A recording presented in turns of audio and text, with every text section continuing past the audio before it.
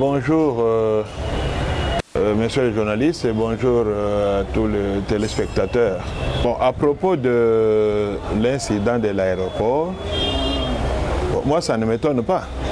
Ça ne m'étonne pas, c'est une accumulation de négligences à plusieurs niveaux qui aujourd'hui est arrivé avec cet incident du chef de l'État. Ce n'est pas une première. Ça fait plusieurs mois que cet aéroport a des problèmes d'électricité. Les autorités n'ont jamais trouvé de solution là-dessus. Ce n'est pas une première parce que les avions civils qui viennent ici et qui sont confrontés aux mêmes difficultés sont souvent déviés soit sur Brazzaville, soit sur Luanda. Mais depuis que ces difficultés ont commencé à l'aéroport, quelles sont les mesures qui ont été prises par les autorités pour y remédier? Aucune mesure. Donc, on ne peut pas s'étonner que le président ait rencontré cette histoire-là parce que les avions privés, plusieurs fois, rencontrent le même problème, mais on n'en fait pas cas. Alors, je dirais par exemple la négligence. Ça, c'est au niveau de la production. C'est la SNEL qui a des problèmes pour produire l'électricité ou donner un courant permanent. Pendant que nous faisons cette émission ici, on est dans les noirs. Hier, toute la journée, je n'ai pas pu ouvrir ma connexion Internet parce qu'il n'y avait pas de courant. Je ne pouvais pas faire décharger mon téléphone, j'ai coupé la connexion Internet. Mais maintenant, là, je ne peux pas me remettre sur Internet parce qu'il n'y a pas de courant. Donc, c'est un problème généralisé. Il faut que l'État mette des moyens à la disposition de la SNEL et de la Régie des eaux. Mais les plus grands débiteurs des créances de ces deux sociétés, Régie des eaux et SNEL, c'est toujours cet État-là. C'est le gouvernement. Le gouvernement a des dettes en termes de millions de la SNEL et de la Régie des eaux qui ne payent pas. Tous les camps militaires, les hôpitaux de l'État, les services publics et tout ça, ils ne payent ni facture de la Régie des eaux, ni facture de la SNEL. En fait, c'est le gouvernement qui devrait en prendre en charge. Et le gouvernement ne paye pas. Comment voulez-vous que ces entreprises-là puissent fonctionner à bon escient? Il y a des problèmes. Je peux même faire une petite escapade.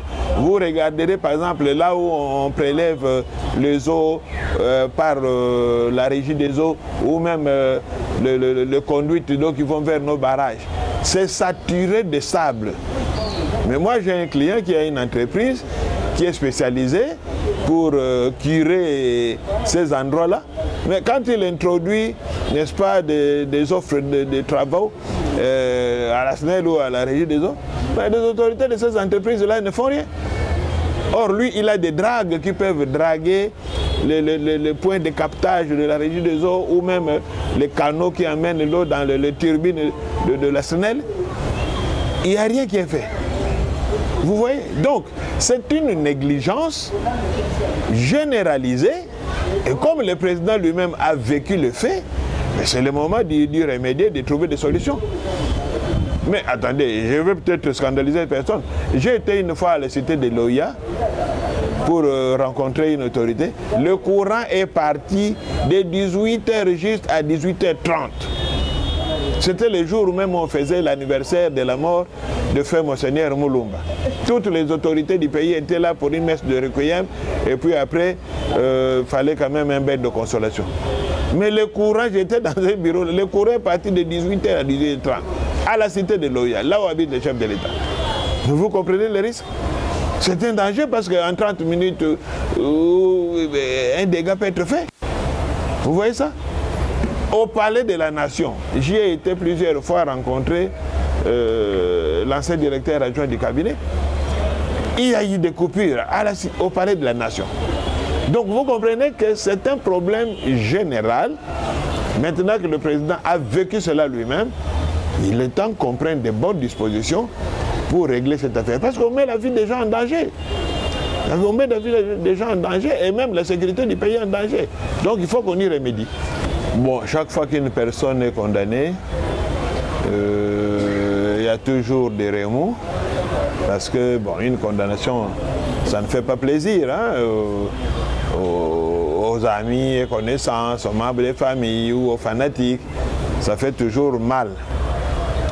Mais, bon, je pense que ce qui a été fait va dans le sens normal du déroulement de la vie d'un État. la Cour, après instruction, a estimé que M. Constant Moutamba a détourné. Voilà pourquoi il a été condamné. Mais je pense que la Cour n'a pas été aussi trop sévère parce que cette infraction-là a une peine maximale de 20 ans. Bon. Qu'on ait condamné M. Constant Moutamba à 3 ans, on ne peut pas dire que la Cour a été trop méchante ou est allée trop fort. Donc, c'est arrivé, c'est arrivé. Le problème, c'est quoi? J'ai dit ça à certaines occasions. Certaines personnes qui s'insurgent contre le procès Moutamba, ce n'est pas qu'ils sont convaincus qu'il n'y a pas eu de détournement. Encore que le commun des mortels ne connaît pas trop ce qu'on entend par détournement. Les détournements, contrairement à ce que les gens pensent, ce n'est pas seulement le fait de prendre l'argent de l'État et d'aller acheter des biens personnels, des véhicules, des parcelles, non. Lorsque l'argent de l'État quitte déjà un compte de l'État et se retrouve dans un compte privé, sans respect des procédures, ou sans motivation valable, ou sans soubassement, c'est déjà un détournement, même si l'argent n'est pas sorti de la banque. Parce que c'est en fait l'argument principal que les gens disent, mais bon, oui, m'a quitté, bon, c'est la banque, le détournement. Non. Le détournement, ce n'est pas essentiellement ça, prendre l'argent et amener à la maison. Quand l'argent quitte un compte public, un compte de l'État, rentre dans un compte privé, sans justification, c'est déjà un détournement, même si vous n'avez pas pris un seul dollar. Donc, ça, ce sont des choses, à certaines occasions, j'ai expliqué ce qu'on entend par détournement. Il y a plusieurs facettes de ces détournements-là. Mais le problème, la difficulté que nous avons dans notre pays, parce qu'on considère que détournement, quand vous traduisez ça en lingala, moyibi, alors on ne comprend pas comment bon webimité, on dit qu'il a volé. Donc, le droit pénal a ses spécificités. J'avais expliqué dans une autre émission que le malheur chez nous en lingala, nous n'avons pas de mots riches. Quand on parle d'habit de confiance en lingala, moyibi. Escroquerie en lingala, moyibi. Vol en lingala, moyibi. Extorsion en lingala, moyibi. Détournement en lingala, moyibi. Donc c'est ainsi que les gens ne comprennent pas. Parce que pour le commun des mortels, moyibi, c'est prendre quelque chose, amener ça et en faire soi. Mais lorsque une chose quitte le patrimoine de l'État et entre dans un patrimoine privé sans justification, c'est déjà un détournement. Donc là, nous pensons que bon, 3 ans, ce n'est pas excessif. Il peut toujours bénéficier d'une libération conditionnelle. Bon, je sais que la Cour a un peu verrouillé pour dire qu'il ne peut pas bénéficier d'une libération conditionnelle, mais il peut bénéficier d'une grâce présidentielle ou d'une amnistie. Ça peut toujours arriver avant les 3 ans. Bon, moi je n'ai pas encore appris qu'il a été condamné. Je sais qu'il est poursuivi. L'affaire avait été prise en délibéré après les réquisitoires du ministère public et les plaidoiries de la partie civile République démocratique du Congo. Mais le jour où on attendait le verdict, on a vu qu'il y a eu réouverture des débats à la demande des avocats de la République qui ont estimé qu'ils avaient des témoins ou des renseignants à faire défiler devant la haute cour militaire pour qu'ils déposent, paraît-il que ce témoin-là aurait des preuves du financement que Joseph Kabila Kabange aurait fait vis-à-vis de la rébellion. Bon, ce procès-là, pour moi, je l'ai toujours dit, c'est un procès qui est malvenu. C'est un procès qui est malvenu parce que actuellement, le gouvernement s'attelle à organiser un dialogue pour qu'il y ait plus de cohésion, plus de paix. Alors moi je ne peux pas comprendre qu'au moment où on cherche à faire le dialogue, au moment où on veut privilégier la cohésion nationale, qu'on puisse s'en prendre aux opposants. Donc pour moi je trouve que c'est contre-productif, c'est comme si le gouvernement ne veut pas en réalité du dialogue ou ne veut pas de la cohésion nationale. Ce n'est pas au moment où vous cherchez à faire la paix avec vos adversaires politiques que vous allez ouvrir des actions contre ces mêmes adversaires. Donc moi je pense que pour moi c'est ce que je retiens. En outre, j'avais dit que pour ce qui me concerne, selon mes analyses, la procédure pour poursuivre l'ancien président n'était pas respectée. Cela a violé la loi, n'est-ce pas, sur le statut des anciens chefs d'État. Je l'ai expliqué à d'autres occasions. Donc pour moi, ce procès-là, non seulement la procédure a été violée, parce qu'on n'a pas respecté la loi sur le statut des anciens chefs d'État, mais aussi j'ai trouvé que le procès est malvenu et le procès est inopportun. C'est inopportun, c'est un procès qui est contre-productif. Parce que, quelle est l'opportunité de ce procès maintenant? Qu'est-ce qu'on vise maintenant? Donc moi je pense que c'est un procès contre-productif, mais bon, il est déjà lancé. On attend l'arrêt et on verra ce qui va en sortir. Moi je ne suis pas étonné. Je ne suis pas étonné de révélation du vice-premier ministre, ministre du budget, M. Adolphe Muzito. Je ne suis pas étonné, pourquoi?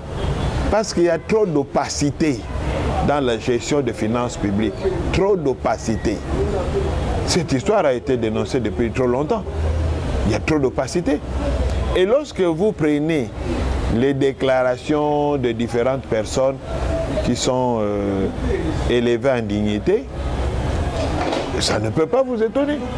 Vous avez suivi l'ancien argentier du pays qui avait dénoncé comment est-ce que les finances de l'État étaient gérées.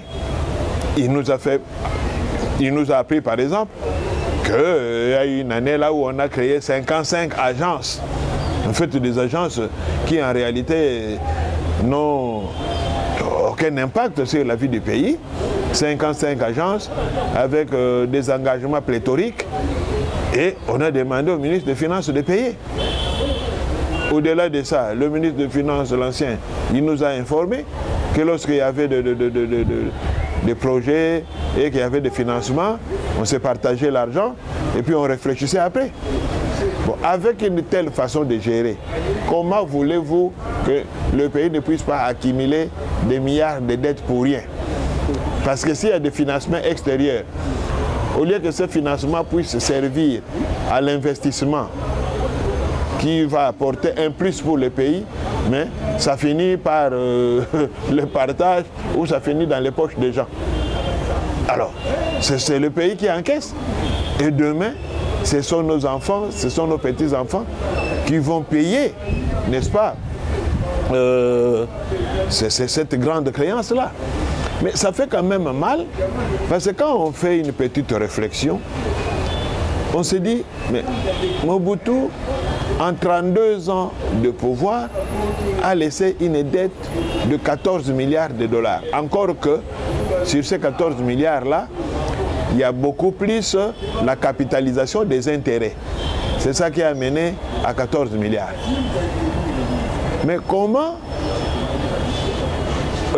maintenant là, en moins de 10 ans, on peut arriver à une dette de 16 milliards sans qu'on ait palpé la réalisation faite avec ces milliards-là. Qu'est-ce qu'on a fait de ces milliards-là? Si on nous avait montré les constructions de nouvelles de rails, de nouveaux rails, l'introduction peut-être du TGV, l'introduction peut-être de métro, on pouvait dire oui. Si on nous avait montré que le rail entre Kinshasa et Ilebo a été construit et relié, on peut dire oui, on peut justifier ça. Mais là, je ne vois pas. Parce que dans la dette de Mobutu, on peut quand même trouver des justifications. Il y a eu la construction de la plus longue ligne haute tension du monde, Inga Chaba. On a vu des constructions comme Inga 1, Inga 2 et toute la panoplie de choses qu'on ne peut pas citer. Mais maintenant, là, les 16 milliards dont on nous parle là, c'est allé où? Ça a servi à quoi? Ça a construit quoi? Quel est l'impact de ces 16 milliards sur l'économie du pays, sur le social des citoyens congolais? Rien. Donc, Il y a quand même de quoi s'étonner. Alors moi, je pense que il faut qu'on rectifie les tirs parce qu'on ne va pas continuer à s'endetter inutilement sans que cela produise quelque chose dans l'intérêt de la population. Et ça va à l'encontre du slogan « Le peuple d'abord ». Je considère que cette pétition contre le président de l'Assemblée nationale, là aussi, cette pétition est malvenue. Je vois des gens qui se réjouissent, qui applaudissent, mais je ne sais pas. Lorsque on fait de la politique ou lorsqu'on fait des analyses, il faut faire des analyses futuristes. Il faut voir loin. Mais j'ai l'impression que dans notre pays, quand les gens font des analyses, ils font des analyses qui ne vont pas plus loin que leur nez, des analyses d'une semaine ou de 2 semaines. C'est bien de défenestrer le président Vital Kamerhe. Mais est-ce qu'on a pesé les conséquences de cet acte-là? Je venais de dire tout à l'heure qu'ici que nous sommes pendant une période où nous avons besoin de la cohésion nationale. Nous avons besoin de la paix. Nous avons besoin du dialogue. Est-ce que le moment est bien choisi pour défenestrer le président de l'Assemblée nationale, Vital Kamerhe Lwakaningi Kingi? C'est un leader majeur de ce pays. Et c'est encore un grand leader de l'Est du pays. Est-ce qu'on a sous-pesé les conséquences qui peuvent advenir de la chute de Vital Kamerhe de l'Assemblée nationale? Donc moi je pense que nos politiciens, ils prennent trop à la légère la gestion du pays.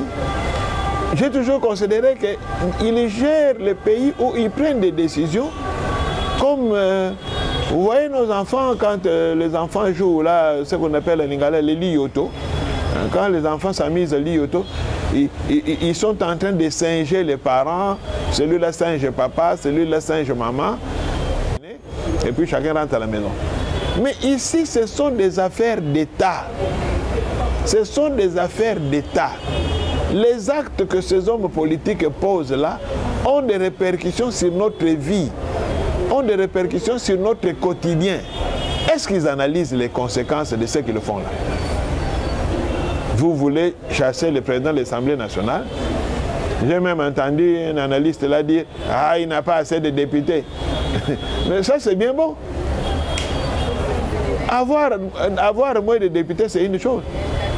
Mais, qu'on l'aime ou qu'on ne l'aime pas, Vital Kamerhe a un ancrage à l'est du pays. Est-ce que ces électeurs seront contents de le défenestrer? Tout ça, ce sont des choses qu'on doit peser et sous-peser. Ce n'est pas le moment de faire de telles choses. Ce n'est pas le moment où nous cherchons la cohésion nationale. Ce n'est pas le moment où nous cherchons à dialoguer. Que vous ouvrez une nouvelle brèche. Nous avons déjà perdu une bonne partie du pays qui est entre les mains de la rébellion. Nous cherchons des efforts, comment revenir dans cette histoire-là.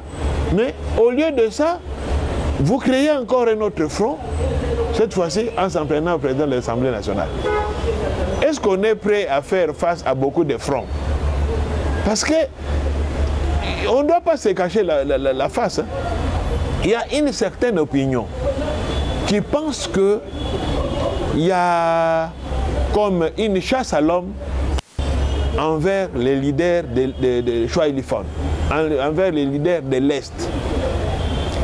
Est-ce que toutes les actions qui sont en train d'être posées maintenant, qui tendent à justifier cet argumentaire qu'on est contre les leaders de l'Est, est-ce qu'on ne donne pas de l'eau au moulin à ceux qui pensent qu'il y a une chasse à l'homme contre les leaders de l'Est? On devait aussi réfléchir sur des choses comme ça. Il ne faut pas tout banaliser. Il ne faut pas tout banaliser.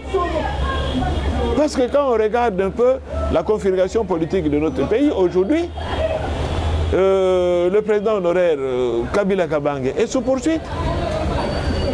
Le premier ministre Matata Ponyo a été condamné. Maintenant là, on veut s'en prendre à Vital Kamerhe et j'ai suivi le promoteur de cette pétition-là. Il a dit après le dépôt de la pétition, dès qu'il sera déchu, après il y aura des poursuites judiciaires contre lui. Vous comprenez ça? Donc, nous sommes en train, par notre comportement, d'attiser certains foyers de tension. Et moi, comme analyste, je vois vraiment ça d'un mauvais présage. C'est pas bien. Il y a des choses qu'on peut régler calmement sans soulever trop de tensions inutiles. Le pays n'en a pas besoin maintenant. C'est vrai, les gens applaudissent, c'est vrai, c'est bien. Mais est-ce qu'on calcule les répercussions de ces comportements-là? Alors après demain, quand les choses vont s'empirer, après on veut revenir en arrière. Non. Gouverner, c'est prévoir. Gouverner, c'est prévoir. Nous faisons des analyses, des projections futuristes, des analyses géostratégiques, des analyses géopolitiques. C'est pour ça que nous avons toujours donné ces conseils aux autorités. Il faut qu'on fasse attention. Mais, comme généralement, les autorités, eux, ils aiment suivre ce que les fanatiques leur disent, eh bien c'est là où souvent on se retrouve dans des difficultés. Parce qu'un fanatique ne fera pas une analyse sans complaisance, un fanatique fera une analyse pour faire plaisir, ce qui n'est pas bon. Parce que faire plaisir c'est bien, mais quand il y a des conséquences, vous les analystes là ou les conseillers fâcheux, vous disparaissez. C'est maintenant l'autorité lui-même qui va se justifier devant les conséquences. Donc moi je pense que baissons la tension au pays, calmons le jeu, arrêtons cette histoire qui donne l'impression d'une chasse à l'homme. Ça va apaiser les esprits, ça va nous aider à aller de l'avant pour le renforcement de la cohésion nationale, pour la recherche de la paix par le dialogue. Faire autrement, eh bien, on va se mordre les doigts. Merci beaucoup, Maître Kyonga, pour votre disponibilité. Je pense que ça ne finit pour aujourd'hui, mais quand même, un mot de la fin, donc nous puissions, en fait, nous puissions, n'est-ce pas, nous séparer. Les mots de la paix, les mots de la fin plutôt, ce sera seulement la paix. J'insiste, la paix, la paix, la paix. Nos ancêtres, nous ont donné une sagesse. Les ancêtres ont dit ceci.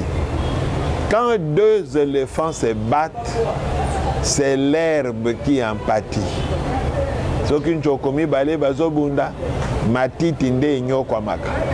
Matiti là, c'est la population. Quand tous ces hommes politiques font leur guerre là, c'est la population qui souffre. Et quand ça barde, tous ils ont leur passeport en poche là, avec plusieurs sorties. La majorité, ils ont même double ou triple passeport, avec des passeports étrangers. Ils vont nous laisser ici, ils vont prendre des avions, ils vont s'en aller.